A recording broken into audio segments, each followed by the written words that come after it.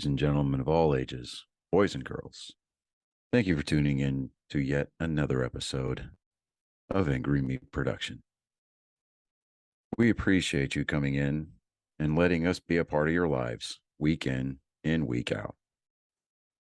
We hope to do our best to present you with something that your eardrums delight in. Whether you're looking at us on YouTube or Rumble, or listening to us on Spotify, Google, or Anchor, or any of the other podcast services that we are currently on or trying to get on. We thank you. And if you don't mind, at the end of every episode, stop by, leave us a comment, leave us a like. If it asks for 5 stars, we'll take 5 stars, even if you don't like us. 5 stars are what it's all about. With that being said, we hope you enjoy our attempt to make our advocation our vocation. Ladies and gentlemen, let the games begin. Welcome, Angry Faithful. Today on Nerd Sports 109, we're going to talk about the good old game of car curling. You have my attention. Yeah, it's in Russia. They use cars. Apparently, it was made by some kind of insurance company. And it's the same rules of curling, except you use. Guarantee it probably wasn't Liberty.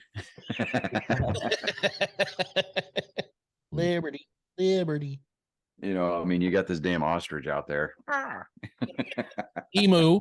Oh, it's an emu. That's right. An emu. He's an emu. You're right. My bad. You get the emu. I forget. You know, the emus that beat the was it the Australians or the New Zealanders? It was, oh my God. It was the New Zealanders. It was, yep. No, it was the Australians. No, it was Australia. And they call it the emu war, and it was only like 3 guys that ended up trying to. It doesn't matter. They lost. Okay. That's the point here. It doesn't matter. Yeah. They refused to put the resources that they needed to win, and they lost. So now you're making excuses for them. No, there's no excuses. You lost. I'm not trying to make the war gets to burn. I guarantee you got a couple of rednecks down there. Fucking, they would wipe those motherfuckers string. You like had helicopters.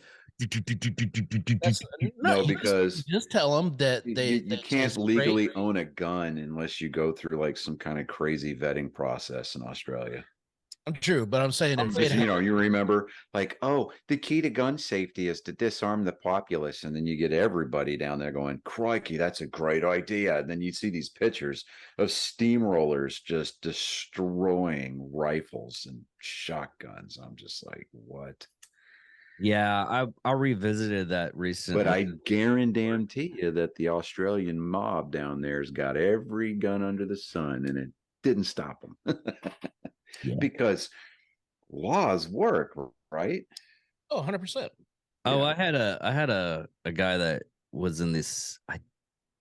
He said he was in the CIA. He was a CIA investigator, but he said that the most killings that they saw wasn't like gun related. It was like machete related. They would like chop people's heads off. Ugh. Yeah, their violent crime spiked. So what was it, 400%? Something like that. It was some stupid, crazy number. Yeah. So, sport. And Harry made his appearance on the show. Okay. So baseball, really not a lot to talk about. Are you sure? I found something. Then by all means, please, sir, go right on ahead. Yeah, wait. This will give Johnny a really big talking point. Dodgers reinvite anti-Catholic group to Pride Night amongst uproar. Los Angeles Dodgers on Monday decided to invite the Sisters of Indulgence back to their Pride Night event next week. I saw that on Twitter. And I saw that on Twitter. Left-wing group, so-called trans nuns. Yeah, I saw that on Twitter. And the reason why I didn't bring it up is because I refuse to give.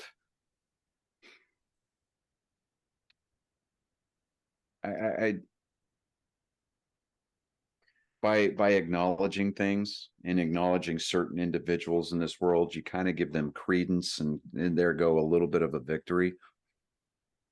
I mean, it's bad enough that, the vocal minority that is the woke left on social media seems to, think that this is tantamount to raising the flag on Mount Sarabachi. So, I By not acknowledging them, you don't even give them any credence. You don't even. It's just they don't exist.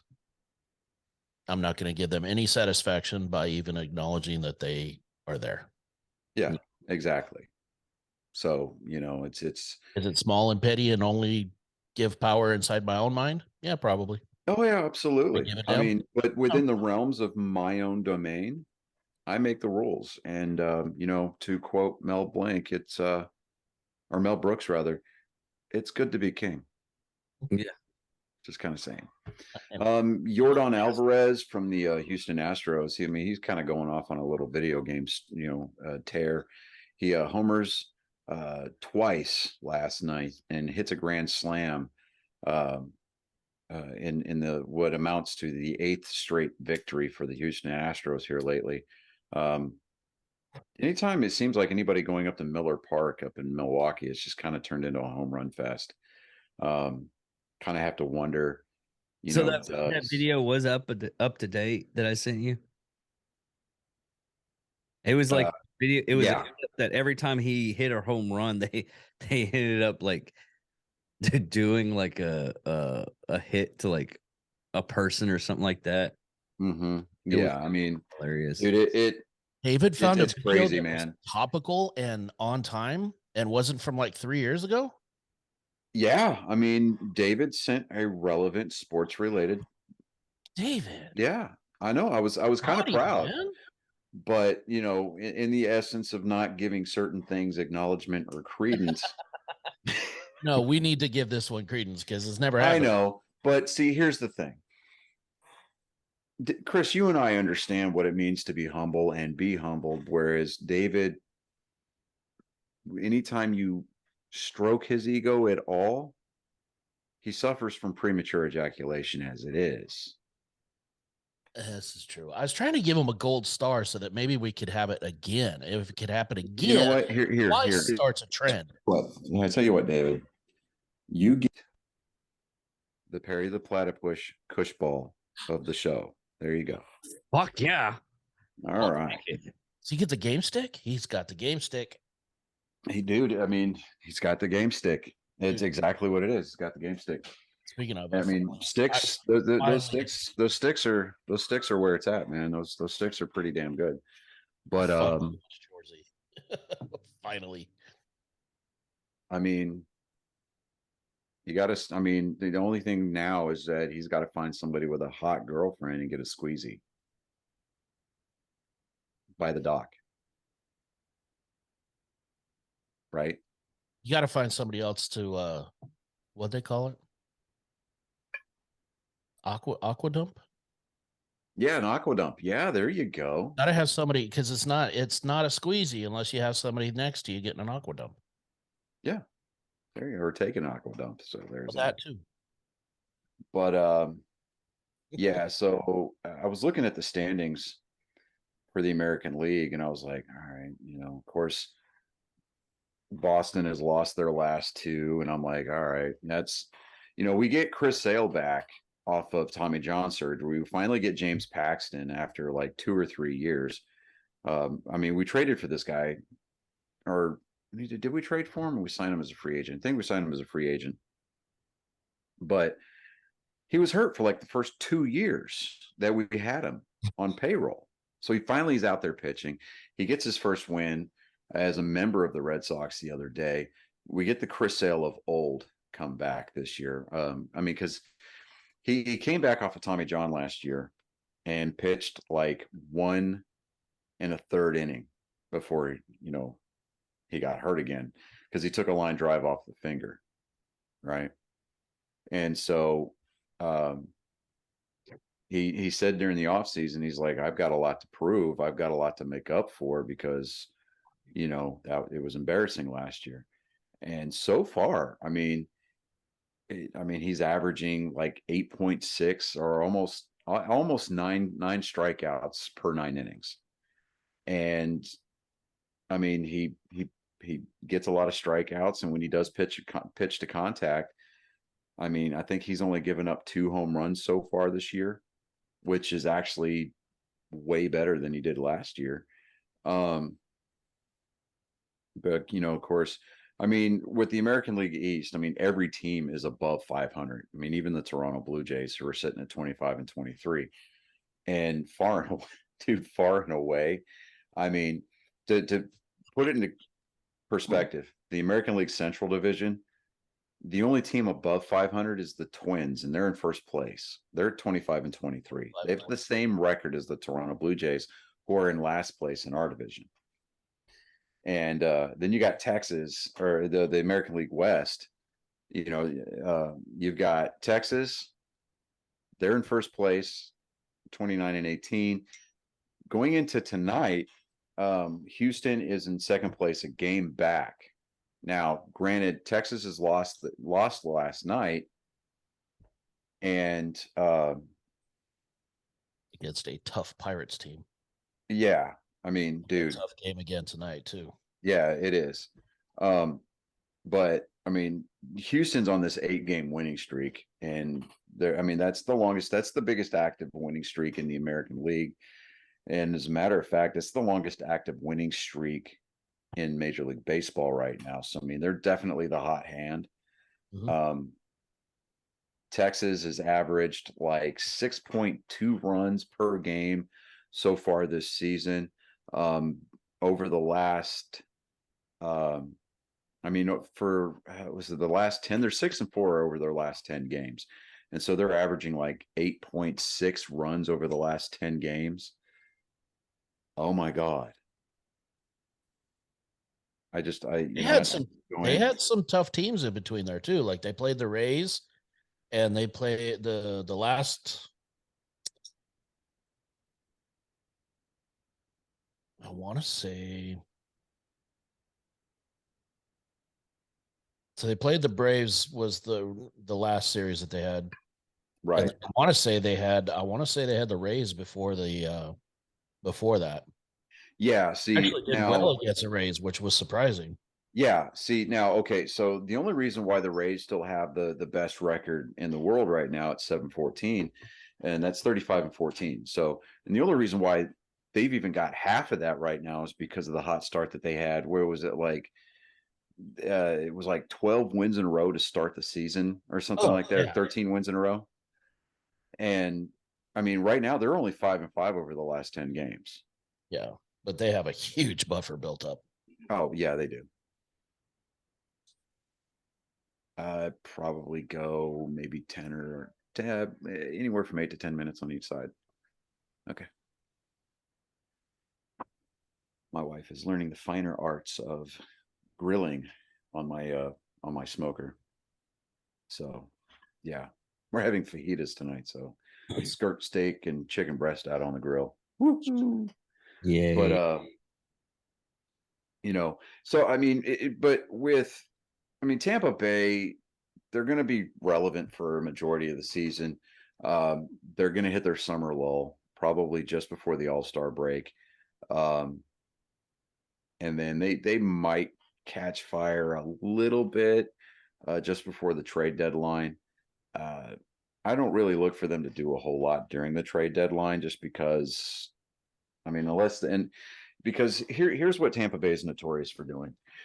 They get offensive talent, and they either, like Wander Franco. I mean, this is his third season in the major leagues, I think. He's kind of the anomaly. I mean, he's more or less the de facto replacement for Evan Longoria, if you remember him from back in the day. I mean, he was a long time. I mean, he was drafted when the Rays became an expansion club, and he eventually, I think he's tooling around somewhere out in San Francisco, I think. But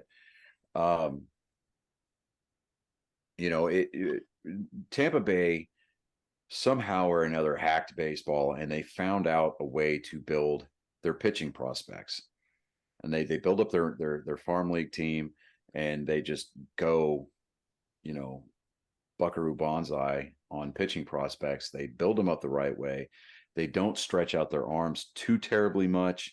They definitely don't burn out their elbow, their power arms. And they cultivate this pitching culture there in Tampa Bay. And once their pitching gets up to the major leagues, they have an impact for like maybe the first year or two, and then they either sign a free agency deal, go somewhere else, or they get traded away at the trade deadline, because the Rays realize that they can't keep up the offense that they've had all year. Now they need to make a serious push for the postseason. And, so it's kind of cool to watch how they do it down there. But at the same time, as a Red Sox fan who is also in the American League East, it's frustrating as hell. To see Tampa Bay sitting there on top of the American League East division. I'd rather see Tampa Bay up there than the Yankees, of course, but I don't know. I mean, I'm just kind of resigning myself to the fact that this is not going to be the Red Sox year. I'm okay with that. I mean, as long as they finish above 500, which is what they didn't do last year. Right. So I mean, when you're in that tough of a division, I mean, just staying in the running there is almost a consolation prize, just to be able to say, you're exactly. going against the best of the entire league. Yeah, Red Sox are actually are they trying to gut their team so they can get a playable team? No, well, see, this was supposed to be quote unquote a rebuilding year. I mean, of course, so was last year, but I mean, when Chaim Bloom came into when he took over as the general manager of the Red Sox, I mean, he was charged with trying to undo the Dave Dombrowski bad deals. We're talking 3 years, $33 million was kind of Dave Dombrowski's trademark. And now Dave Dombrowski is now the general manager of the Philadelphia Phillies.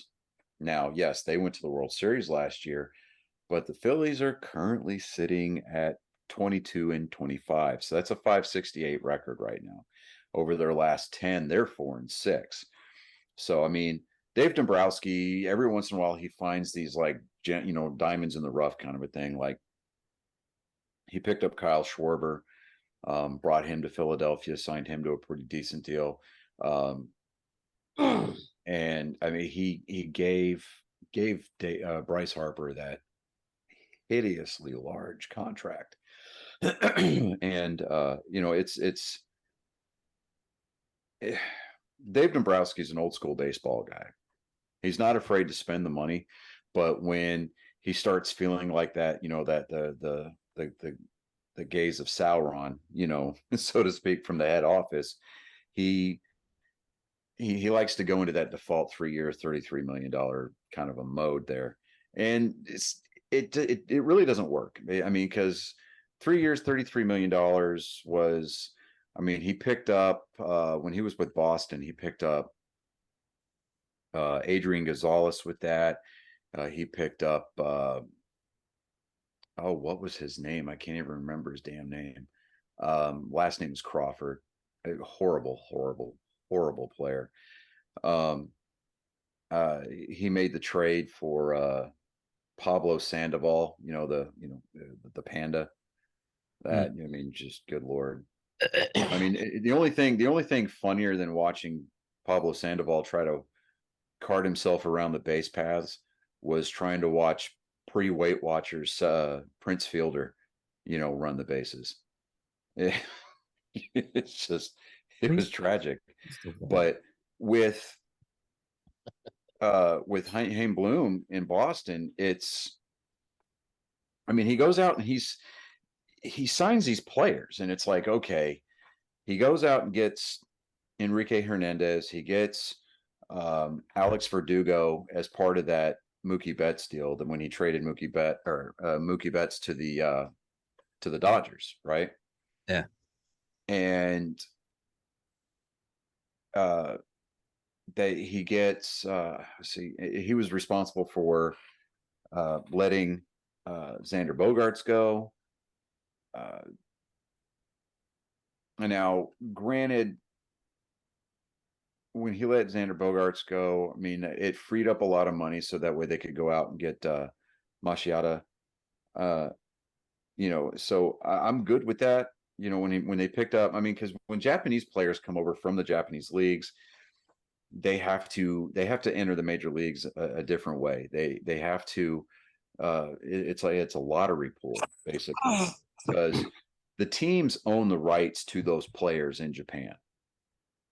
So part of the money that a major league team ponies up to get these Japanese players goes towards the initial money goes towards buying out the contract from these Japanese clubs, because there's no such thing as free agency in Japan, like at all. Like when you find a team, you play for that team unless you get traded to another team. There's no, hey, my contract's up, I'm going to go somewhere else for more money. No, you just go in and pay to the bosses and they sign you for a new contract. But and speaking of Japanese baseball, I saw that Trevor Bauer, who undoubtedly is one of the smartest baseball guys out there as far as like pitching mechanics and how to throw a baseball, basically, right? He's been getting absolutely shelled in the Japanese leagues right now, and he got demoted to the farm league down over there, basically the Japanese minor league. Yeah. And the first pitcher that he faced in the Japanese minor leagues, he gave up a home run to. So I don't know what's going through the mind of Trevor Bauer. I don't know if he's going out there trying to just stink up the joint, hoping that the Japanese league is going to be like, look, we're just going to release you, go back to the States. And then he tries to make his way back into the major leagues that way. Or if he's just over there and something's not sitting right with him, either he's hitting the sake too hard. I don't know. But dude, he needs to figure it out, pure, plain and simple, because he got handed a raw deal with the sexual assault allegations anyway. And so, I mean, the damage was already done whenever the case fell apart for the prosecution. And then it came out that the accuser's story was just falling apart. And so the district attorney's office had to drop all the charges because there was no evidence there. But the damage had already been done. Yeah. So, wasn't he like in a different state or something like that? Yeah, I mean, he had all of the evidence to support his alibi. And it didn't matter because the district attorney in Los Angeles, I think it was just kind of like, well, I'm kind of having a slow year. It's not necessarily a celebrity, but he's a professional athlete. I'm going to get my name in the paper. Well, he got his name in the paper, but he kind of handled it. He handled it like a first-year felony prosecutor. I mean, those charges should have never even been presented to a grand jury at all. Right. Exactly. So, I mean, it just kind of goes to prove, the old montage, the old adage that you can indict a ham sandwich. Right. Like I said, in a case like this, he could have gotten so much more traction with his name if he would have gone after the woman for making a false accusation. Yeah, but the way that it would never happen. But in a real world, yeah. But in today's victim mentality society, especially yeah, I mean, it's especially in LA. So, I mean, it's so good that the state of California banned plastic straws. I mean, you imagine the mess the extra mess they'd have to clean up after purging all the homeless camps. I know. Using plastic syringes. Plastic syringes. But they're, and then what was it? That one firearms company, that one ammunition company came out with recycled plastic cartridges that they made from plastic or recycled plastic straws. Yes. It's fucking hilarious. There was, I saw a YouTube video of this company that's using recycled plastic to make roadways. Yeah. That is actually fantastic. Well, okay. Certain So, circumstances in some places geographically, I think. yeah. Climately speaking, yeah, that would be very feasible. The one thing I remember growing up was, those guardrails you see on the side of the road. Yeah. Mhm. There was a company for the longest time, like in the early to late to mid 90s, or mid to late 90s rather. They were making them out of recycled 2-liter or recycled plastic.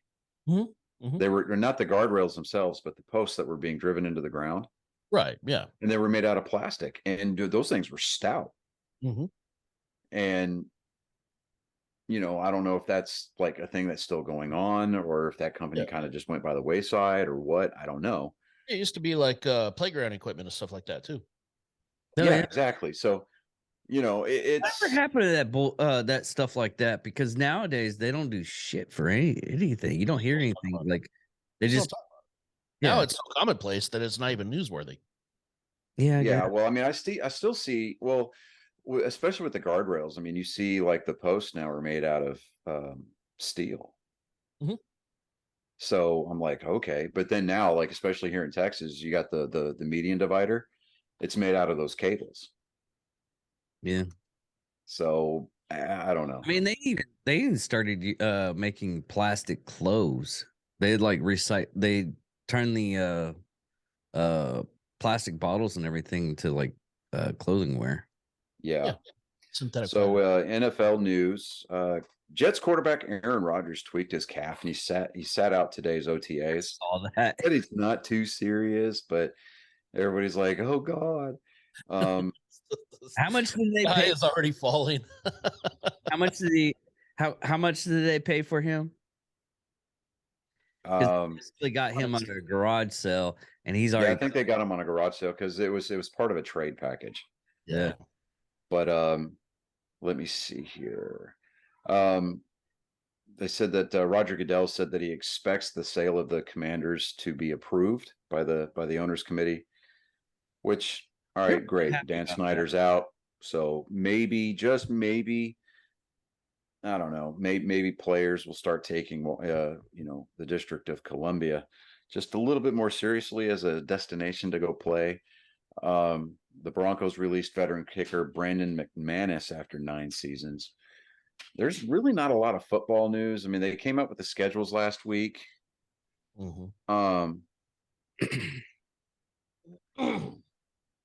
um, the schedules didn't like jump out and say, "Hey, I did see something of interest though.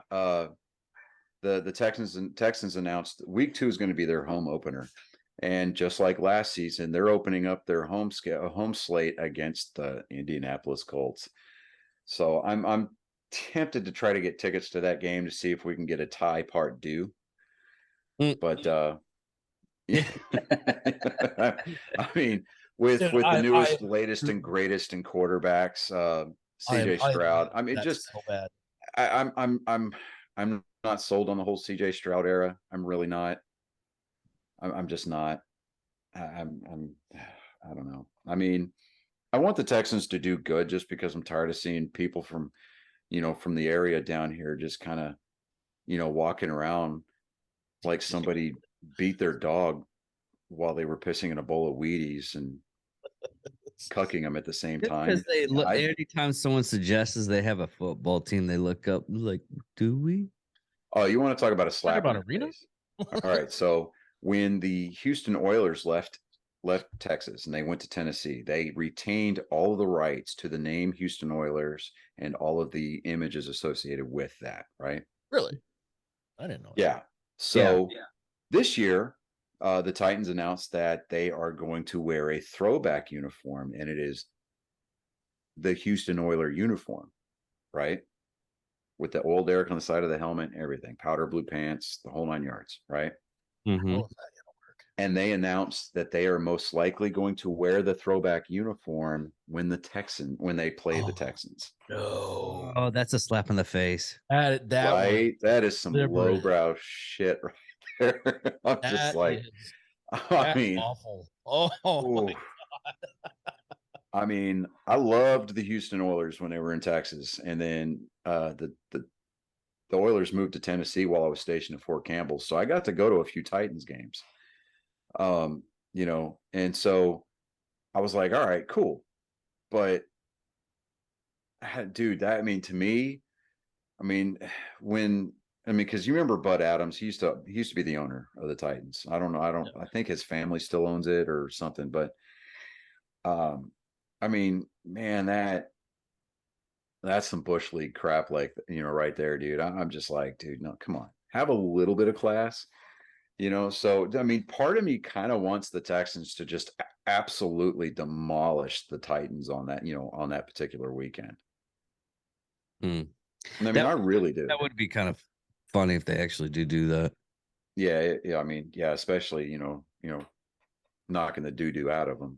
So very well put, David. So moving on to the NHL, much to the chagrin and just dismay of Stars fans everywhere. Didn't make it. Vegas Golden Knights. No, they're still playing, but thank you for actively participating in this week's episode, David. Oh, did he finally wake up? Yes. He's like, well, they didn't make it. No, they're still in it, but they're down 2-0 in the Western Conference Finals. The Carolina Hurricanes are leading the Florida trailing the Florida Panthers 3-0. So the number 1 seed, actually they were the number 2 seed. The number 1 seed overall was the Boston Bruins. So it looks like the Florida Panthers are going on this David and Goliath tour through the Stanley Cup playoffs, and I'm not happy about it. No, but so whoever represents the Western Conference in the Stanley Cup finals needs to absolutely spank the Florida Panthers, because everybody's like, you remember back in the day whenever people were like, their team would be out of the playoffs, but then the team that beat your team ended up winning it all. I was like, well, at least we lost to world champs. No, I'm here to say unequivocally, fuck that. No. Granted, the Bruins, my Boston Bruins, beat themselves by playing themselves out of that series. I'm looking at you, Linus Ullmark, playing hurt. You're not a lineman. You're a goaltender. You need to be healthy. But yeah, and then the Carolina Hurricane, they basically had the second best record in the a regular season record in the NHL. Now they're down 3-0. It's like nobody's going to come back from that. We've lived our one lifetime where we got to see a team come back after being down 3-0 in a best of 7 series. And it was never going to happen again. Who was that? My 04 Red Sox, when they came back against the Yankees. Oh, really? You've never mentioned that? Yeah, no, never. I'm not trying to say anything, but right there. But it's, we're not going to see that. And I hate to say it, like even in the NBA, before I get to LaFlop and the Denver Nuggets, I have to address the number 8 seed Miami Heat lead the number 2 seed Boston Celtics 3-0. Game 4 is tonight. I believe that Boston can at least win maybe 1, maybe 2 games, but I doubt very seriously that they're going to come back all the way. If they do, then there's got to be something in the water, that the city of Boston's feeding these athletes out of the Charles River, because dude, I'm telling you, that's some spooky shit. Check your calendars, check your farmers almanacs, make sure that the moon is not blue. But yeah, it's at this point, it's looking like Miami's going to go up against the Denver Nuggets, who finally makes their first NBA Finals appearance.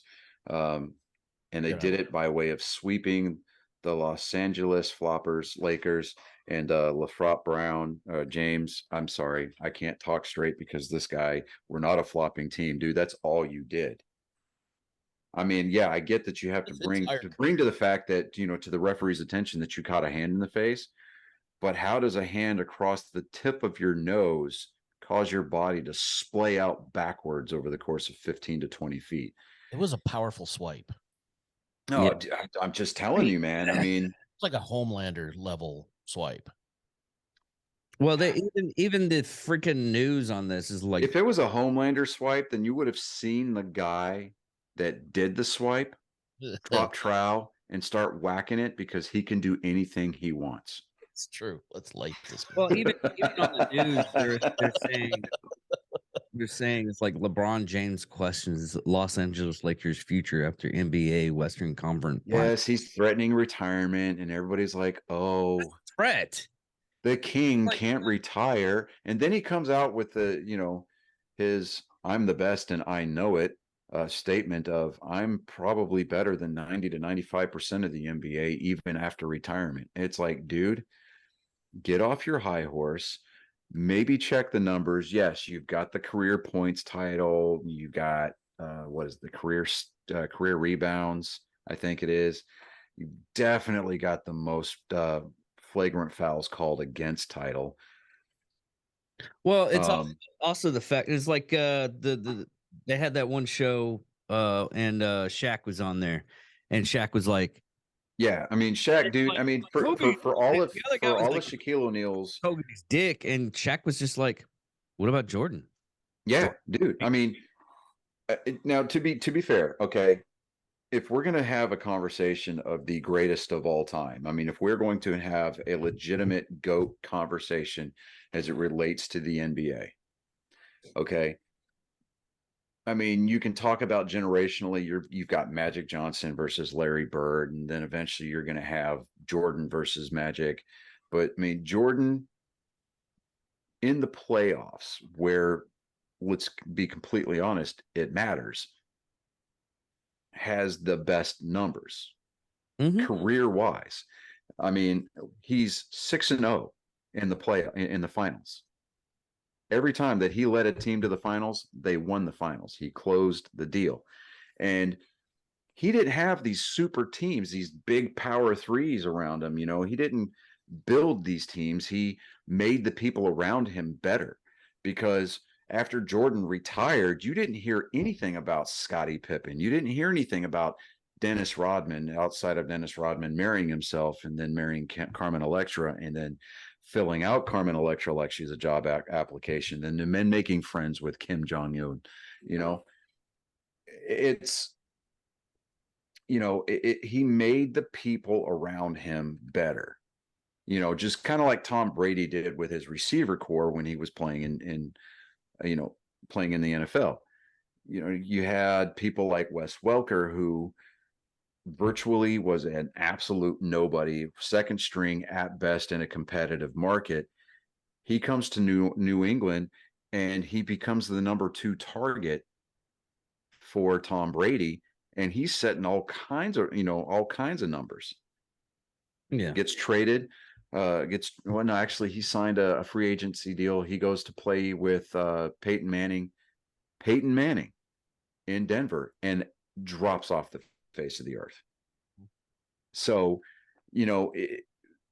what did LeBron do? I mean, anytime you see LeBron or hear about LeBron going to a team or becoming a part of a team, he's either starting to court these other superstars that are free agents and just trying to convince them to come play with him so they can go out and win a championship. It's the only way he can win a championship. It's the only way. By himself. Yeah, I mean, it's the only way. And even the championships that they won in Miami, I mean, the low man on the totem pole in that power three was Chris Bosh, but you had Dwayne Wade, right? Dwayne Wade was obviously the most talented of those three. Oh, by far. You just had LeBron James being the prima donna of the group because he decided he's going to get a Sports Center special all to himself, only to announce that he's taking an absolute dump all over Cleveland and taking his talents to South Beach. Mm-hmm. So, I mean, the only real championship that I really give any kind of credence as far as like legitimacy to the power and the greatness of LeBron James was when he went back to the Cavaliers, and he had like the one person that he had with him, I think it was Kyrie Irving for a little part of that season, and he had Kevin Love through the finals. That was a legitimate team effort. when Cleveland won that one championship, and the city of Cleveland absolutely imploded. They did not know what to do with themselves. And they were like, a championship? What is this? It's like the kid who becomes self-aware, realizes that he's got a he's got a penis, and it's like a foot long, and so he just can't stop playing with it, kind of a thing. So, and then he goes from Cleveland and goes all the way out to Los Angeles. Yeah, they won a championship when he was with the Lakers, but like I was telling Chris before the show started, that was a COVID bubble season. So, I mean, really, it was a shortened season.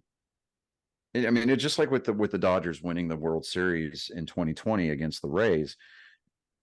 Do we really count that? Because I mean, it was an 82 game season, right? It was a shortened NBA season, and the NBA said, "Well, we're going to play, but we're going to play in Orlando in a bubble. Like all the teams are going to stay in Orlando, and you're going to have basically hermetically sealed buses back and forth from the arena." And it was hard to watch. And then, they're sitting there playing this finals in an empty stadium. And so, I mean, what are you doing? Piping in crowd noise? It's just, I really, as far as LeBron James goes, and I know that there's a lot of LeBron James lovers. I mean, they're all up on his bag, and they're all about. I mean, they'll defend him faster than his hairline recedes. But at the end of the day, you have to kind of look at, all right, are the numbers that he was putting up worth the personality that and the poison basically that he brings into a locker room? I don't think that it is. Because I mean, all the talent in the world will get you on the court or get you on the field. But if people aren't willing to play with you, what's the point? I mean, that would be out there, kind of a funny game to watch. You're out there inflating your own ego just for the sake of inflating the ego. Yeah. So a true superstar elevates those around them. Yeah. Everything that LeBron has done is suppress everybody around him, unless you're already another superstar. Yeah, I mean, he's all over their nuts because he knows they're going to elevate him. Yeah, I mean, I mean, if you remember back when he was in Miami, or no, it was when he was before he went to Miami. It was in Cleveland still. Mm-hmm. One of his teammates slept with his mom, and then it got out on Twitter. I mean, that shit was hilarious, dude. It was great. I mean, all the numbers and all the MVPs and all the scoring title crowns are not going to matter one bit, because there's that one dude out there who not only knows what your mom looks like naked, LeBron. He knows what she feels like. Yep. Think about that when you go to bed at night. looking at the fake Emmy that you had to have reproduced on a 3D printer, because actually, you know what? I'm not even going to go there. As you're staring up at the Razzie that you won for your performance in Space Jam 2, just know somebody out there slept with your mom and told the entire world about it. Mm-hmm. There you go. And that right there tells you everything you need to know about what caliber of teammate he is. Oh yeah, a true teammate would never do something like that. Exactly. Never disrespect you like that. All right. So before I get into NASCAR and talk about the All-Star Weekend, I'm going to get a hold of Colin real quick. All right. So we're going to do this for our weekly FCC violation. Yes, exactly. Our weekly FCC violation. Exactly right. What's up, Colin? Hello. All right. So before we get into it, I have to pay homage to our lovely sponsor. This week's installment of Joke Time with Colin is brought to you by Mobile Notary Mindy. She is certified with the National Notary Association, bonded to $100,000. She has E&O insurance. She's on Facebook at Mobile Notary Mindy. That is a tongue twister. I'm never going to be able to say that properly. She's Google verified. She's also Ron Commission. She'll be offering remote services in the month of June. And just for those who are local to the Brazoria County area, if you are a veteran or have a veteran in the family and need general notarization work, she is offering free notarizations to the families of veterans through the end of the month of May. She also does wills, powers of attorney, medical documents, healthcare proxies, living wills, certifications of trust, assignment of personal property, HIPAA waivers, advanced healthcare directives, and I-9 verifications. So check her out on all the social media platforms. She's connected, and personally, she's kind of hot, but I'm biased because she's my wife. So there you I go. also hear that she's learning how to run a grill now too. Yes, and she is also learning how to run a smoker / grill. So there's that. And as I stare at the FaceTime video of Colin on my phone, I see that he's got his switch in his hand. So it tells me that he is again embroiled in the motions of playing The Legend of Zelda: Tears of the Kingdom. But he has put down the controller because he has heard the call. He has seen the torches lit. The beacons of Minas Tirith. The beacons are lit. The beacons are lit. Sauron's armies are on the march. There's so They're many headed for that game. It's funny as hell. for Gondor. The battle upon which will make the battle for Helm's Deep seem like a skirmish. We don't have to wait for the sun to rise on the third day. We don't have to wait for Gandalf the White to come riding in. It was a fifth day. It was a fifth day. That's right. It was the fifth day. Thank you for that. You're welcome. Be ready, ladies and gentlemen, boys and girls, angry faithful of all ages. It is that time once again for your sensibilities, your morality to be questioned, to be offended, and so eloquently put, for the FCC to yet again listen in to our show in an attempt to fine us like we actually give 2 shakes of a rat's dick. It is that time once again for my genetic code, hailing from the deepest, darkest regions of my nether parts. It is joke time with Colin.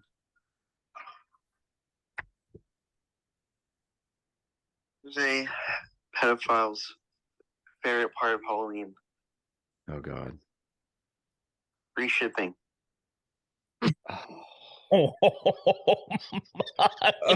my God. Oh my God.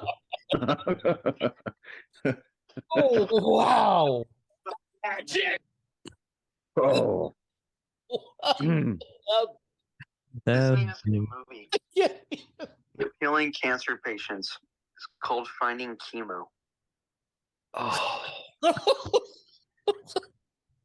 God. I can't breathe. Hold on. You got Chris doing his best George Floyd impression out here. Oh my God. Wait, did I need to say that? Was that worse? Is that going to be the line that gets us canceled this week? Dude, if those 2 jokes didn't, then that line won't. Okay. All right. You got another one for this week, bud? No. No? Okay. God. Yeah, if we had another one, Chris. Ooh. Oh, He came all out right. swinging on that one. Yeah. I will give you guys a call later this week. Sammy's birthday is this weekend, so I'll give you guys a call on FaceTime. But give your brother a hug for me. I love you guys 3,000. Love you. Love you later. Later. And just like that, guys, ladies and gentlemen, he's gone. Disappeared. Armed with smoke bombs like a ninja. He has vanished. Mm. And once the smoke is cleared and we're given the debris has stopped falling command, we can peer out from the bunkers in an attempt to rebuild society anew.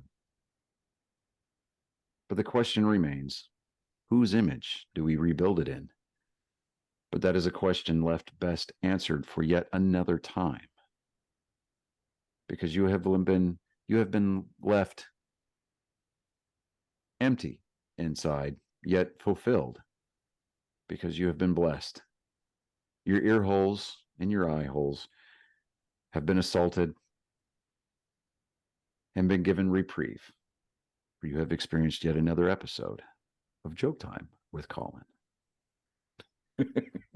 We need to start playing the Purge siren before we do. That's going to start prefacing and announcing that it's joke time. I'll get it up on the board. Either that or the siren from Silent Hill before Pyramid Head comes out. Right. One of the two would be wildly appropriate. Right, exactly. All right. So this weekend, NASCAR made its triumphant return to North Wilkesboro Speedway in Wilkes County, North Carolina. And it looked like, I mean, they had a cars tour event, which is a street modifieds. That was very, very well done, very popular. The crowd, I mean, the stands were packed for the entire week, and they started racing on Wednesday. And actually before that, I think it was like Monday or Tuesday, they started having events all the way through the week. Kyle Larson raced in the Craftsman Truck Series race on Friday night at North Wilkesboro, and he won that race. And he must have figured out something, because when the All-Star race itself started on Sunday night,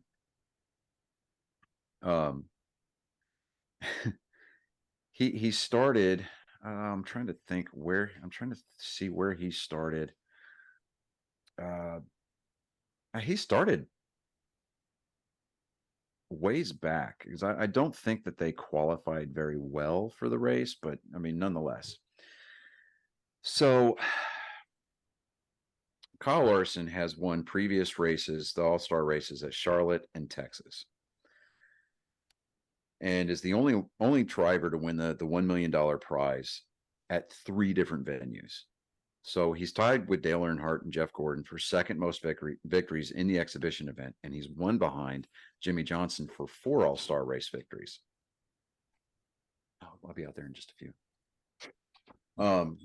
So in addition to the victory that he picked up on Sunday night, all these other kind of milestones that he's hitting, it gave him the sweep of the weekend. So North Wilkesboro Speedway, it's roughly about 0.625 miles.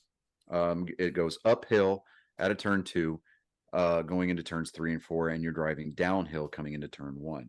So it's kind of unique. It's a concrete retaining wall on the inside wall.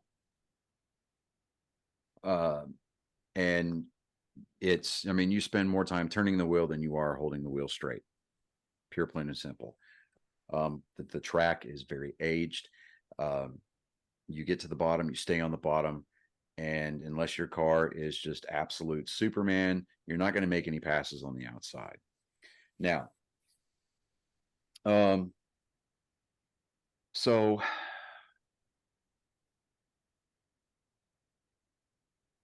Larson admitted that they were kind of god awful all weekend as far as like the practice was concerned. He had the worst. He was the worst on like a 30 lap average, and went backwards in a heat race on Saturday. So they had to start further back than than they would have liked. Now, there was a wreck on lap 18 when Ricky Stenhouse Jr. spun on the front straight.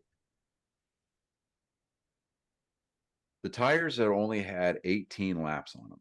So a lot of the leaders said, we're not giving up the track position because we only got a certain amount of tires that they can use for the entire event.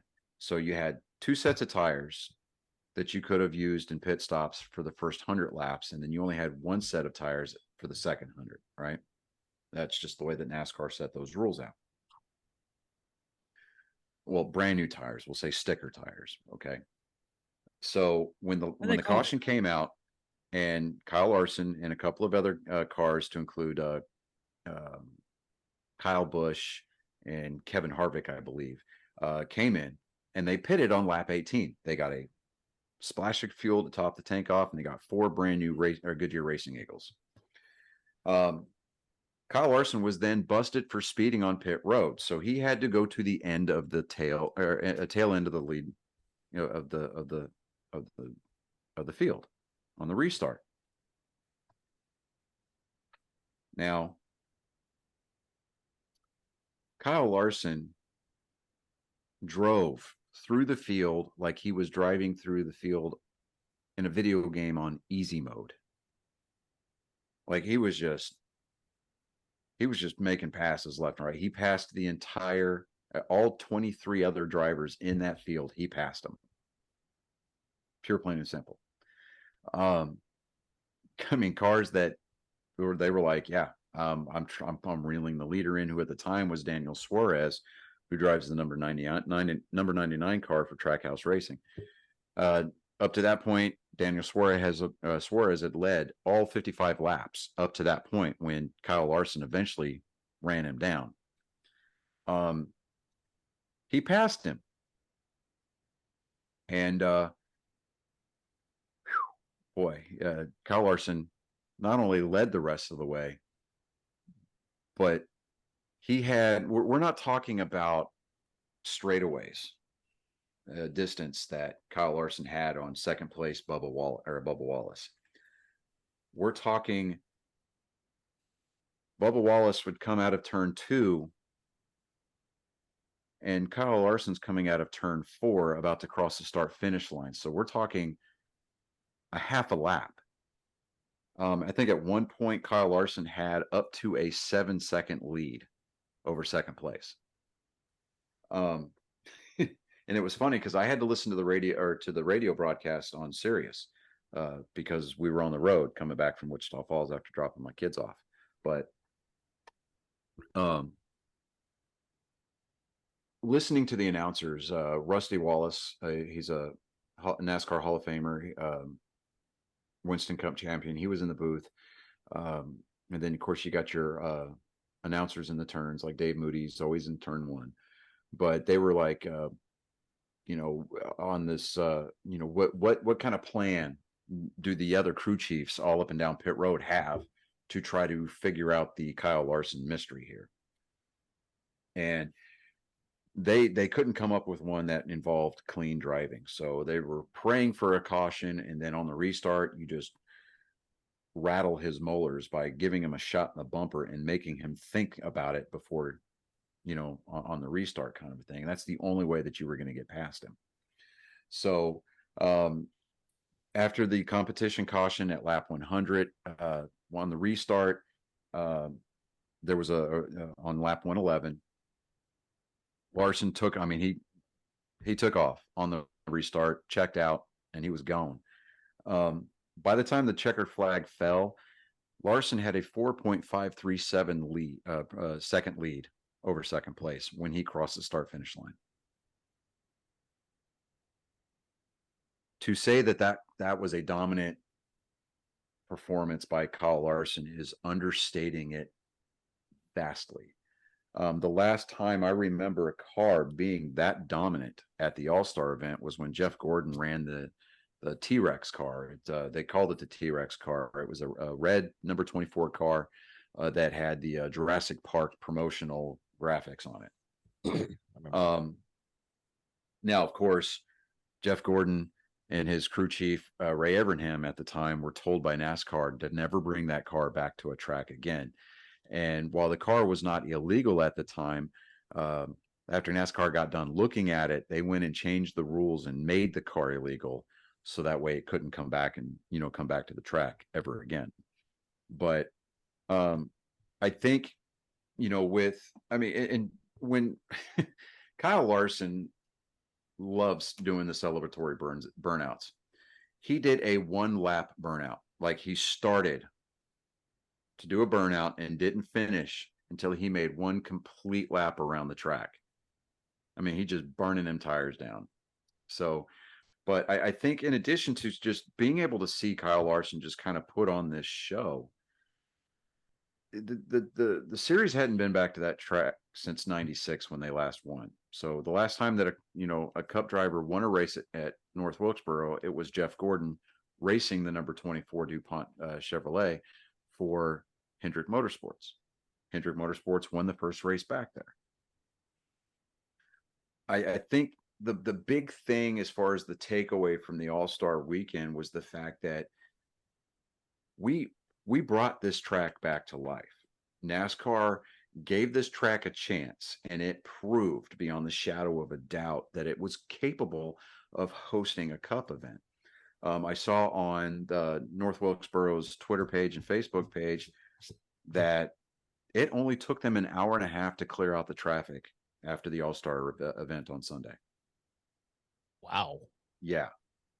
So, and that says a lot because, it's a small town. It's a track that was basically given up for dead. NASCAR had no interest in going back there. Dale Jr. wanted the track to survive, at least digitally. So he grabbed a weed whacker and got a bunch of people on Twitter to come meet him out there at the track. And they went out there raining, wet on a February, I think it was, or no, November. Anyway, it was in February, but it was rainy. It was wet. It was during an off weekend. And they're out there with blow torches, shovels, weed whackers, trailers, the whole 9 yards. Just people going out there on their own time and their own dime to bring this track back to life so it could get scanned into the iRacing servers. And then he started talking with the owner of North Wilkesboro and said, I think that we can bring this track back and put actual racing on the actual track. And he convinced the owner of the track to invest some capital, along with some contributions from federal dollars and from an initiative that the North Carolina state legislature had passed to rejuvenate some of these racing venues. So they got the track back, and he said, all right, this is going to be a make or break kind of a thing. And it was last October that they had started a 1 month of racing, 30 solid days of racing nonstop, Sunday through Saturday, the 4 weeks in the month of October. And it culminated with the Cars Tour event going to North Wilkesboro on pay-per-view for people that couldn't attend. And I mean, the track sold out every night that month. People showed up in droves. The local, the local businesses there in Wilkes County, they absolutely just made hand over fist money just infused into this county and into this town. And it really speaks to the viability of the roots of the sport, in a day and age where the brass of NASCAR are talking about going out and opening up to new markets, trying, the Chicago street race, which I'm still on the fence about. They're pulling out of California to an extent that California Speedway or Auto Club Speedway is going to be, it's the property that it's on is being sold off, and they're only retaining the ownership group is only retaining enough acreage to take the 2 mile speedway and turn it into a half-mile short track. So, it's, when we're talking about, Cup tracks that enjoy the Cup Series coming once or twice a year, fighting for dates on the calendar because NASCAR is wanting to branch out and go other places. It's like, I mean, I get it because you're trying to grow the sport, but you're growing the sport in such a manner that it's diluting the product, that you're more concerned with changing the rule book on a daily basis or on a weekly basis, because the golden child of the week isn't happy, or it just seems like in a day and age when NASCAR is overreaching, and they're overextending their reach as far as like governing the sport, and they're overextending themselves as far as as far as economically is concerned. Yeah, they don't seem to be that mindful of what they're going to lose in the process of trying to gain all this other stuff. Exactly. So now there's a movement kind of going around. It's, what track are we going to bring back next? And the one that's at the top of the list is Rockingham. The last time we ran Rockingham was, I believe, in 2000. 2000 or 2001. No, I think it was actually 2003 we ran Rockingham. But the problem with Rockingham is that it's not owned by ISC, which is the International Speed Corporation, which is basically NASCAR, or SMI, which is the Bruton Smith family, or the Smith family. They own Texas, they own Charlotte, they own Las Vegas, and a few other tracks around the circuit. But I think they also own Atlanta. But it's kind of that anomaly, where they're independently owned now. So a group came in after NASCAR stopped racing at Rockingham, and they bought the track. They've let it go for the most part. There's been a couple of sparse, like, local racing events held at Rockingham, but there's never been a real grassroots movement. There's not been enough momentum behind any kind of yearning to race at these venues again. And I think that it would be economically beneficial for a lot of the teams within NASCAR, because they're all in the Southeast. And yeah, I get that NASCAR started as a regional sport and they're wanting to make it more national, more international. But I think that in a day and age where, everybody's attentions are pointed elsewhere, who are we going to offend this week? What can we not say? Do we have to say cisgender instead of man or woman because, well, it offends the trans groups? It's things like that.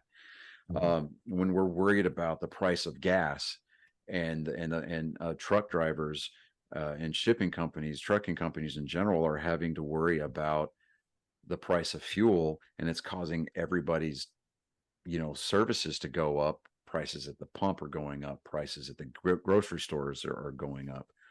I think that it would be beneficial for these areas that have fallen out of favor with racing series or racing bodies like NASCAR to go back into these areas. Yeah, absolutely. I think that some retro racing, for lack of a better term, some good old fashioned nostalgia being re-injected into the sport to remind everybody, especially the brass at NASCAR's head office, where the sport came from. Right. Bring back some of these tracks. I mean, Darlington is still on the circuit. For whatever reason, it became offensive, I think, to name the Darlington race the Southern 500. So now they've got a sponsor that names that race. It's not the Southern 500 anymore. It's bad. I mean, it's bad enough. It's bad enough that they've moved the July 4th race. The weekend of July 4th traditionally used to be the Coca-Cola, or used to be the Pepsi 400 at Daytona, right? You get the race, you get a plate race at Daytona in the middle of July. The track's hot, it's slick. I mean, the tires are not grabbing it the way that you normally would in, like, say, February. And you got guys out there just beating and banging. Big fireworks show at the end of the race. One of the more iconic moments in NASCAR history, like the 2001 Pepsi 400, when Dale Jr. won for after the series went back to Daytona for the first time after his dad died, kind of a thing. I mean, those are going to be some of the images that are just intrinsically burned into the minds of NASCAR fans everywhere, at least ones that have been following the sport for more than 20 years. And yeah, I mean, you can kind of put me into the camp of the old guard where, you know, I yearn for some of that, you know, not necessarily the cookie cutter tracks, but like some of the short tracks and some of the intermediate tracks, the 1 mile tracks, you know, the Rockinghams, the North Wilkesboros, the Darlingtons, the Bristols. And is while we're on the subject of Bristol, I mean, I think that the Bristol dirt race is just, it's a novelty, and it's something that's just kind of worn itself out. I mean, the novelty on it is gone. The novelty from the novelty race is gone. Right. The way that Bristol used to be configured, I mean, yes, they bill it as the last great Coliseum now, and it's great. Tickets are still hard to get. But I mean, I remember back in the day when, you know, you had to buy those tickets almost a year in advance just to be able to guarantee yourself a seat in the stands, you know, at the next year's race. I mean, Bristol itself has just kind of, it's diluted itself to the point where it's like, yeah, okay, it's Bristol. I mean, people used to get excited about Bristol, and they don't as much anymore. So it's, I mean, I'm going to forever love NASCAR in the sense of, you know, the experience of going to a live race, being able to see some of these storylines play out as the season progresses. I don't know. I mean, it might be safe to say that we can announce it on this week's episode. The three of us have planned to go to the September 24th race at Texas Motor Speedway, the playoff race. We're going to make it a guys weekend. It's going to be an Angry Me. It's going to be an Angry Me weekend. It's going to be great. We're staying at a hotel like 10 minutes from the track. I mean, Yes, our tickets are going to, hopefully, as long as we can still grab them, our tickets are going to be at the end of pit road, between the end of pit road and the entrance to turn 1. We're going to try to get as close to the fence as we can. I hope that those row 1 seats are still available, but I mean, it's going to be great. I mean, I legitimately am excited, and I'm looking forward to that weekend. Not necessarily because, you know, I mean, a lot of it is, yeah, the three of us are finally going to kind of just let it all out, and we're going to hang out, and, you know, we're going to make sure that history remembers the name Enterprise kind of weekends. Right. But it's the fact that I'm going back to a live race. You know, we're going to get to feel that exhaust, get to feel that horsepower beating off your chest, you know, as the cars rip by. Will also You know, be my first race. yeah, and it'll be Chris's first race. It might be the first race that David remembers, because apparently he made it a point to let everybody on the conference call know that I was raised around cars, dude. Oh, my uncle actually raced. Like totally. No, Yeah. my uncle Ronnie, he raced all the time. Yeah, well, I know, I get that. Like, the, you know, Friday and Saturday nights at the local short tracks and dirt tracks and stuff like that. I mean, but as far as like, do what? No, he this is in Dallas, dude. They have a whole different culture down in Dallas for They do, for racing and everything. Yeah, I mean, and they use Texas Motor Speedway. Man, They've got a dirt track at Texas Motor Speedway. They've also got a road course inside the big track, and they've also got a quarter-mile circuit that they use to race legend cars on. Yeah. So, but my cousin still races funny cars. Okay, so he does a lot of that stuff out down there in what is it, Ennis? Yeah, out there at the NHRA drag trip. Yeah. That's an event that I would like to go to. Is an NHRA event. But those tickets are just expensive. Yeah. Oh my God. I mean, it's usually you have to buy like a 3-day package, but I think you can get like a single-day pass.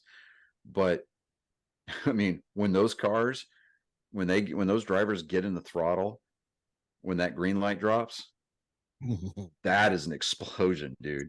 I mean, that is insane. I want to be able to experience that, even if it's just for a day. But I don't know.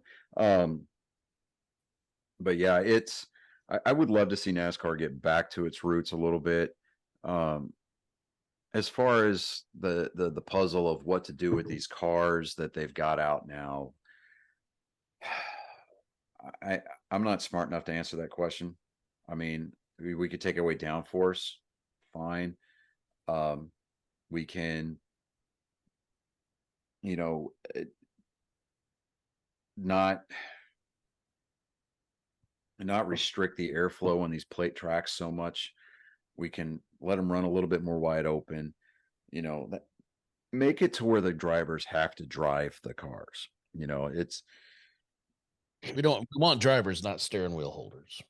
Yeah, I mean, we want to see drivers getting out there and getting up on the wheel like Kyle Larson drove that car Sunday night. Absolutely, and he put on a certifiable clinic on Sunday night on how to drive that track. And the most amazing part about that was not the gap that he had from first to second when he crossed the start finish line to take the checkered flag. It's the fact that nobody in that field had driven at that track, with the exception of, I think it was like 3 drivers. It was Kyle Larson, Bubba Wallace, and like one other Cup driver drove in the truck race on Friday night. Mm-hmm. And the only one that seemed to take any notes was Kyle Larson. And it was impressive. I mean, when I got home, I went back and I watched the replay of the race, and that was something to see. I mean, that was something. It was impressive. I'll just say that. But we're coming up on almost an hour and 45 minutes, I think. So we should probably go ahead. Hour and 15. Oh, is it an hour and 15? It just feels longer. Okay. All right. But I guess time kind of drags out when we don't let you run your mouth, David. Well, we got 2 last things before we close up shop. Jerry Springer's dead. And Ray Stevenson. Ray Stevens died. Ray Stevenson died on Sunday. Yeah. Okay. All right. Well, that was a weird one, because from what I gathered from looking at how he died, it was something to do on the set. I looked up. Alec Baldwin wasn't on the set. Oh, so. Not Ray Stevens. Ray Stevens. Okay. Yes. Okay. Yeah. The actor. Yeah. I was thinking the Ray Stevens. I was like, not the singer. No. So I was like, is he streaking up in heaven right now? No. Boogity. No, I mean, he was supposed to play. What the fuck is his character name in Ahsoka? I don't remember. Yeah, because he was. I mean, they're going to do. Ahsoka's already filmed. Yeah, it is. It's in post. Yeah, it's filmed. Heir to the Empire too. They were going to. Yeah. Oh, yeah. And Dave Filoni said that the movies, the Star Wars sequels that he's filming, the first movie is called Heir to the Empire. Heir to the Empire. Yeah. I am beyond. Timothy Zahn is finally getting his yes. I am so excited. You have no idea. I am too. Yeah. No. Okay. So with the writers' strike that is going on, in Hollywood,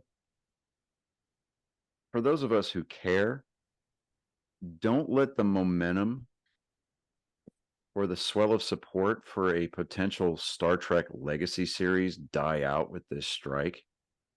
That would be a crime. Right. The petition is still gathering signatures, so you need to go out there and find it and sign it.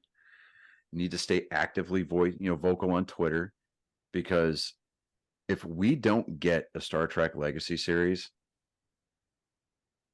the franchise is going to basically die.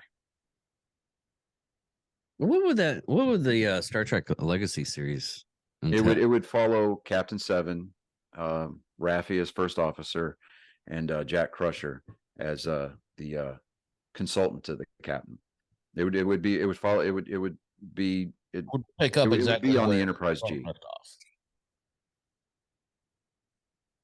It would be on the Enterprise G, and then Geordi's daughters. Well, his one daughter, the one that's the pilot, she's piloting the Enterprise. I thought G. the other daughter was on there as well. For Well, no, she was at the Fleet Museum with her dad, and the only reason why she was there on the Enterprise to begin with was because she went with her dad when he beamed over. Okay, so she went back. I thought for some reason she was still on the ship. Yeah. What I would love to see, because between episodes 9 and 10, there's actually a 1 year difference. There's a 1 year time span Between episodes 9 and 10. I didn't know that. Yeah, because Jack had the opportunity to go. I mean, they fast tracked him through the academy. They had to repair the Titan to rechristen it the Enterprise G. And the That's Enterprise D was finally it was given a special escort according to canon. It was given a special escort back to the Fleet Museum for it to finally be retired. Beverly Crusher was named Admiral. She was reinstated into Starfleet and named Admiral of the Medical Branch. And she had to institute all of these protocols to put filters in the transporters That's right. To get rid to of weed all out the Borg DNA and catch all the changelings that were still there. That's true. So That's yeah, true, 'cause I they want to did see kind what of want happened all during those- that year. So what did the Enterprise D do? I mean, was it pressed back into full-time service? I want to know what happened to the E model, because remember he said we obviously Okay, so according to the E, and- it was lost during a classified mission, and it was not Worf's fault. yeah. So but if you want to said see before anything it that was remotely his fault. happened to the D on its final mission, you have to watch Star Trek Prodigy on Paramount Plus, because the Enterprise E does make an appearance in Star Trek Prodigy. But according to canon, the official lore is that the Enterprise E was lost during a classified mission while Worf was in command of it. So if he's in command, it is his fault. Yeah. Yes and no. I'm going to stick with the whole it was not his fault just because it's Worf. Yeah, though he said that before, and it 100% was his fault. No, because any other time that like when the D initially crashed into Viridian 3, that was totally Troy's fault. She was at the helm. And then she was at the helm again during Nemesis when she rammed it into the into the Romulan ship. I mean, yeah, true. Because and I'm not gonna lie, dude. When I saw Deanna jump up, she's like, I know where they're at, and she jumps up and gets behind the helm. I'm thinking she's gonna crash the damn ship again. How many of these are we going to let her crash? Right. And it's like we just got the damn saucer back thanks to the good old Prime Directive. But and then there's these short track episodes out there where it shows the recovery of the saucer section on Viridian 3, and then it shows Spock going to the grave of Kirk on Viridian 3. You'll have to look for it on YouTube, dude. It is amazing. They used they used AI to generate to deep fake Spock's face. Nice. But right there, that mountaintop where Picard buried Kirk's body underneath all the rocks and then put his Starfleet pin there to mark the grave. You see a guy, obviously he's in Vulcan robes, and he leans down and he picks up Kirk's pin. And then he turns around and he pulls the hood back. And it was Spock, right? So it's like Spock wanted his friend off of that planet. Yeah. So is that in Kelvin verse, or is that in canon? No, that's Prime Timeline, buddy. That's Prime Timeline. Because Spock didn't go to the Kelvin timeline until just before actually probably like 20 years before Picard season 1. That's true. You're right. Yeah. Now, what I'm going to be interested to see is that I think it's episode 5 of the upcoming season of Strange New Worlds. There's going to be a Lower Decks Strange New Worlds crossover. Jack Quaid is going to play the live action version of the character he voices in Lower Decks, Bulmer. Because there was a promotional shot during one of the previews. They're in the transporter room. You got Captain Pike. He's there on the transporter pad, and then you see 2 Lower Deck uniforms behind him. So everybody's kind of losing their minds about that episode that's going to be coming up. But the question is, and obviously there's going to be some kind of time travel involved, or hope maybe it's a holodeck episode, because Lower Decks takes place in 2380, whereas Strange New Worlds takes place in 2240. So there's like 100 and something year difference between the two. Right. Because Lower Decks takes place after The Next Generation. Because if you watch Lower Decks at all, there's episodes where Captain Riker, who is in command of the Titan, make appearances in the episodes. So it takes place after the Next Generation crew disbanded and went their separate ways after they, and Worf got command of the E. But yeah, it's going to be funny. It's going to be hilarious to see if that whole episode is just a holodeck episode. That would be kind of taking place in the holodeck. I don't know. It just seems like cheesy, like the last episode of the Enterprise. Yeah, Enterprise. I did not like the way that they ended that. And had we gotten a third season, we would have seen the NX-01 refit, where the Enterprise NX-01 would have gotten a secondary hull. That would have been a more natural evolution from the Enterprise NX-01 to the NCC 1701 Constitution class that we saw in the original series. Yeah. But because Paramount decided that they didn't want to renew for a third season, we never got to see the NX-01. But however, the NX-01 refit is now canon, because if you go back and look and just kind of like pick apart the footage when the Enterprise, when they're going around the Fleet Museum in Picard, especially at the shot where the Enterprise D is coming out of space, out of Bay or Hangar 12 for the first time. If you look in the way back, the NX-01 refit is at the Fleet Museum, so it's officially canon. I do remember seeing that. Yeah, so the NX-01 refit is officially canon. I would have loved to have seen a more natural conclusion to that Enterprise crew. Now, I am reading a book right now. It's a Star Trek novel that it takes place after that series finale, right? Because you know how Trip died at the end of that season? Yeah. Well, it turns out that he ended up faking his death because he's now a member of Section 31. Oh wow. Yeah. So it's called the Good That Men Do, or The Deeds That Good Men Do, or something like that. That's his second TV show that he ended up like changing over and changing everything, because his character did the same thing in Stargate Atlantis, because he became like half wraith type thing. Yeah. But okay, so like I'm trying to think here.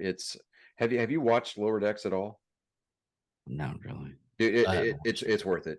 The only reason I got into it, I've been looking for an excuse to start it, but I wanted to get my youngest stepson started on Star Trek just to kind of get him into it, because I'm like, I don't want to be the only nerd in the house, and so we're the only Trek nerd. Let's put it that way. I mean, you're below. I mean, being a Trek nerd is being below in a lot of areas. I mean, a lot of people go up and become Star Wars nerds. I mean, Star Trek. I mean, like there's levels. you wouldn't have Star Wars unless you had Star Trek, and then, but conversely, we would not have Actually, the we movie. wouldn't Let me have. finish talking before you open No. that cock holster. It'd be We Buck would know. Rogers that Listen, started the because Star Wars. Trek came out in the '60s, good sir. Star Wars came out in '77. Now, because the Star Wars movies were so popular, it convinced Paramount Studios to greenlight the motion picture for Star Trek. So, without Star Trek, we would not have Star Wars, and without Star Wars, we would not have the movie universe and the extended canon for the Star Trek lore that we would have today. So they are codependent upon each other. And I don't buy into this whole Star Trek and Star Wars, and they need to be at odds with each other. It's like, who the fuck cares? They're both cool ass franchises. We both bitch about shit within our own universes. It's like, you got your prequel haters, you got your sequel haters, you got people who hate the way that Enterprise ended, and you got people who hate Voyager, they hate DS9, or they look for inconsistencies with the story. It's like, dude, just shut up. I've said it before. Like the number one thing I hate about Star Wars is Star Wars fans. The fandom is yeah, exactly. horrendous. The only thing worse than Star Wars fans are Star Trek fans. Yeah, especially when they break down the fucking ships at times. Oh, Like okay. Break down. It's like everything on the ships. It's like, why didn't they use this ship in this series, but they used it in this? Okay, so the Enterprise F. The engine nacelles were incorrect in episode 4. So the Enterprise F, right? All it was just it was just a blown up version of the E, right? So the E was a Sovereign class. The Enterprise F is an Odyssey class, right? I would have liked to have seen more of the service life of the F rather. They decommissioned the F rather, because of a computer virus. Yeah. That the computer just would not operate past a ceremonial capacity, right? The only thing I want to see retconned as far as the Enterprise timeline or lineage is the Enterprise J. The Enterprise J, for those of you who don't know, was kind of debuted and brought into canon, so to speak, during the Enterprise series when Archer was taken to the 32nd century. So it was a flying pizza cutter. That's all it was. It's just a freaking pizza cutter. There's absolutely no profile to it at all. So it's like, what is where? Now, I think that would I have liked to have seen a new starship built and christened the Enterprise G rather than the Titan A being rechristened? Yeah. Do I think that it kind of falls along the same lines that what they did after Star Trek IV? They took the USS Yorktown and they rechristened it the Enterprise A, right? Full of bugs. And if you remember the opening monologue, Scotty was doing a shakedown crew vlog, right? Because this is a bucket of bolts, it's a piece of junk, and half the doors on it don't work. And whose job do you think it is to get them to working right? It like that was part of the magic of Star Trek V. It was, seeing Scotty trying to struggle with like the little bugs that were still trying to be ironed out on the Enterprise A. But one person kind of brought it out a little bit, was like, everybody wants Star Trek Legacy and everybody wanted to see a new Enterprise. And the entire show basically took place on the Titan A. Well, at the end of the series, what did they do? They rechristened it the Enterprise G. So we really got to see the Enterprise the whole time without even realizing it, kind of a thing, right? I'm excited, and I want to see a Legacy series because I want to see what happens with that ship. I want to see the adventures that it goes on. I want to see what Q is going to do. Yeah. You know, That was a shock seeing him come in at the end like that. yeah. I mean, because at Oh, the end of season 2, you thought that he died, and then he made that comment. He goes, "Humans, you think so linearly," you know, and I'm like, "Oh, okay, I get it now." So, you know, and to answer your question, David, about the whole Borg timeline, right? When Girardi and the Queen assimilated to each other, right, and they created that sect of the Borg that was based, you know, that they only assimilated based on consent, and they used compassion as opposed to dominance, right? Yeah. When they did that, anomaly that they were emerging from at the beginning of the season, at the end of the season, that was a wormhole to a different timeline. Yeah. Okay. Yeah. So, I that sect of the Girardi Borg asked for, what was it? Provincial acceptance into Starfleet, into the Federation, to get protection, because apparently there's a big baddie out there that was bigger than they were, right? Usually I think it was like the Jem'Hadar, or the Jem'Hadin, which was the big bad guy during the Dominion Wars, during Deep Space Nine. But we have now lulled our audience to sleep with Star Trek talk, and I think it's glorious. yeah. Apparently, Jamie Foxx had a stroke. I'm sure he has several. Oh, stroke. Oh, gotcha. Oh, yeah. I was waiting. I was like, I'm going to say something. But Chris beat me to it. So good job. Yeah. Well, That was like 3. We all knew it was going to be me. well, there's that. So What I'm here for. Well, I guess we can land this plane. Now we actually gone to almost like an hour and 35 minutes. So, Yay. and so everybody, thank you. Oh, we're also going to be on Twitter. Apparently, you can have 2-hour 2-hour videos on Twitter. Yeah. Yeah. So Oh, that, that's you know, thank you, Elon Musk, for enabling people who were too cheap to go to the theater to watch the Mario Brothers movie to Oh, watch it on Twitter. Yeah. You knew as soon as he started putting 2-hour video limits on there, you knew they were going to start putting movies out.